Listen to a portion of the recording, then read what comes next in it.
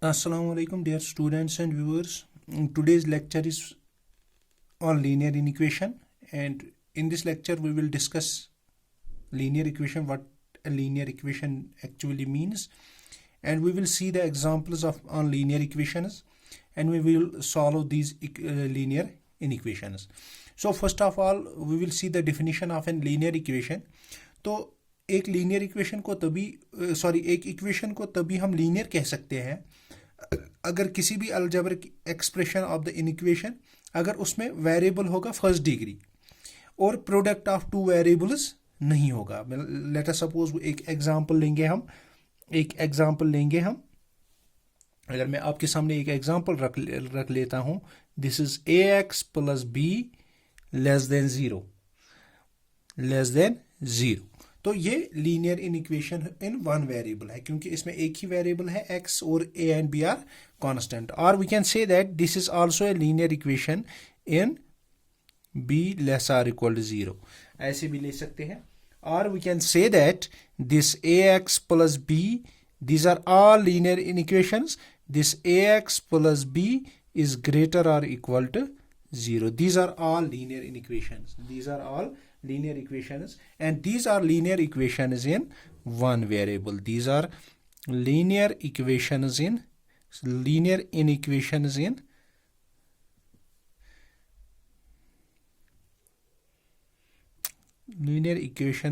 one variable.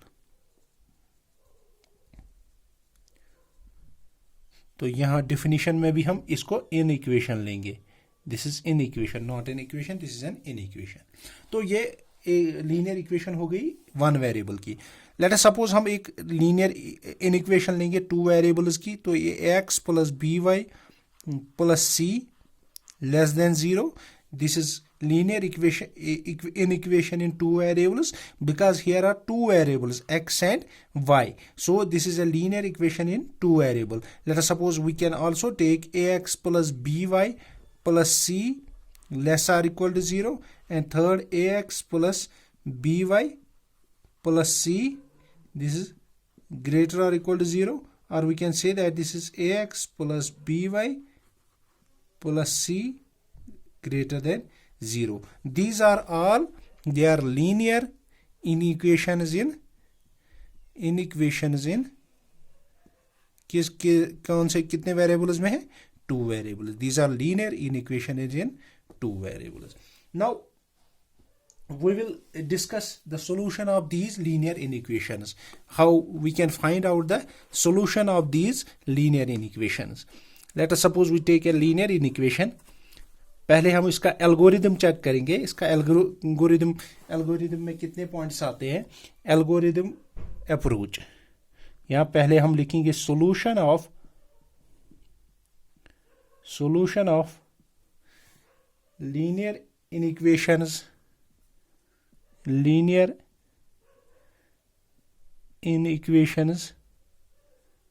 In one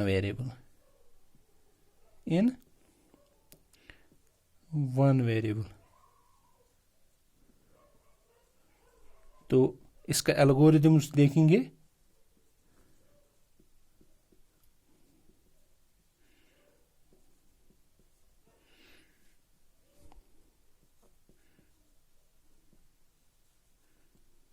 तो algorithm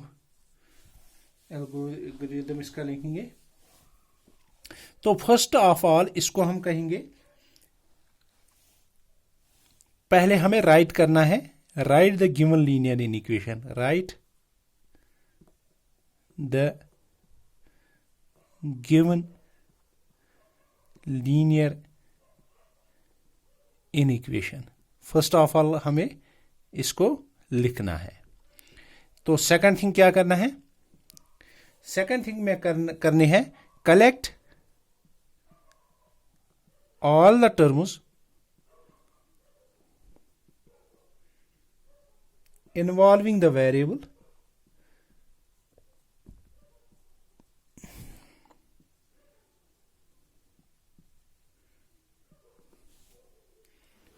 on LHS and constant term on on RHS। तो हमें जो variable term होंगे उनको LHS में लिखना है और जो कांस्टेंट टर्म होंगे उनमें उनको RHS में लिखना है। तो फिर हम उसको क्या करेंगे, सिंपलीफाई बोथ साइड्स करेंगे, simplify both sides so as to gate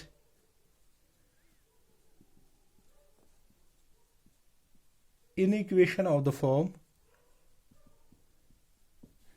ऐसे हमें ऑफ द फॉर्म ऐसे होनी चाहिए ax less than b, ax less than b, और we can say that this is ax is less or equal to b, और we can say that ऐसे linear equation होनी चाहिए ax is greater than b और ax is greater or equal to b, ऐसे linear equation in equation होनी चाहिए। तो उसके बाद हम चौथे स्टेप में सॉल्व करेंगे, solve the inequation obtained in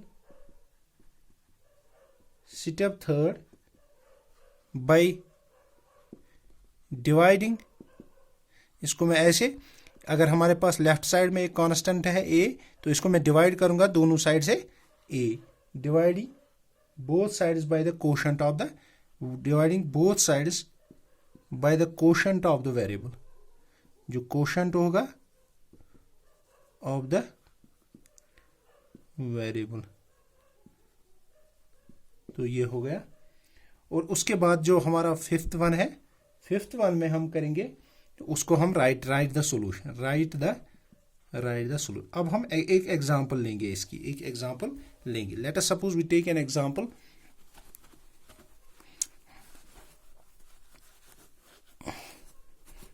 एक एग्जांपल ले लेते हैं। लेट अस सपोज एग्जांपल लेंगे, सॉल्व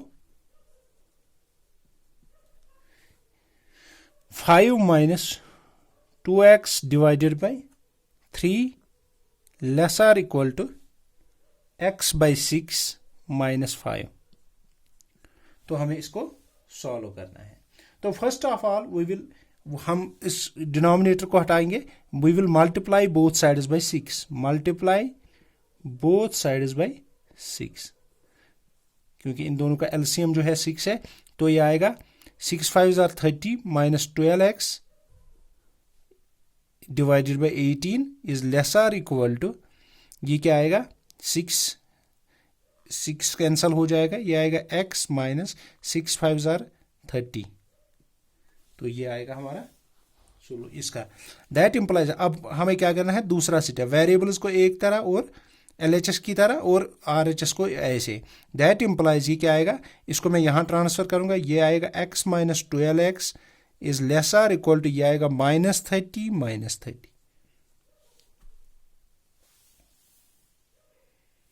ठीक, तो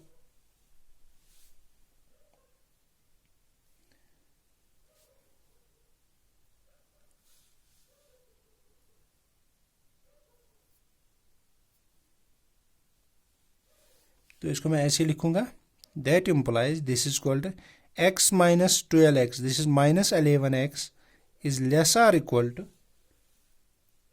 minus 11x is less or equal to, this is called -60।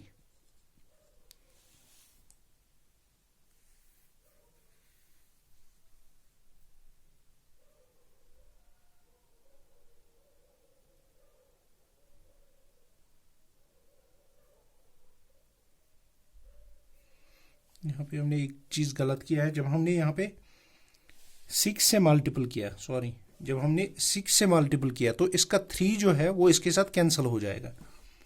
तो यहाँ पे क्या आएगा, तो ये आएगा, मैंने 6 से मल्टीपल किया है, ये आएगा 5 minus 2x divided by 3 is less or equal to 6 into आएगा x डिवाइडेड बाई 6 minus 5, ऐसे आएगा। दैट इम्प्लाइज ये आएगा 3 1 जार 3 2 जार, आएगा 2 into 5 minus 2x is less or equal to, ये आएगा x minus 30। तो यहाँ पे क्या आएगा, दैट इम्प्लाइज इज 10 minus 2 2 जार 4x is less or equal to x minus 30। तो इसको अब हम ट्रांसफर करेंगे, तो यहाँ पे ट्रांसफर किया, this is called x x minus of x minus 4x is less or equal to, इसको ट्रांसफर किया यहाँ, ये -10 बनेगा -30, दैट इम्प्लाइज आएगा -5x is less or equal to -40। अब माइनस मैंने जैसे पिछले लेक्चर मैं कहा था, अगर हम माइनस दोनों तरफ से मल्टीपल करेंगे तो ये आएगा, ये इनइक्वालिटी चेंज हो जाएगी, आएगा 5x is greater or equal to 40, that implies x is greater or equal to 8। तो ये इसका सोल्यूशन है, means x belongs to, means the solution set, the solution is greater, this is greater 8, ये आएगा 8 infinity। तो ये इसका solution है। तो आज के लिए इतना ही, अल्लाह हाफिज।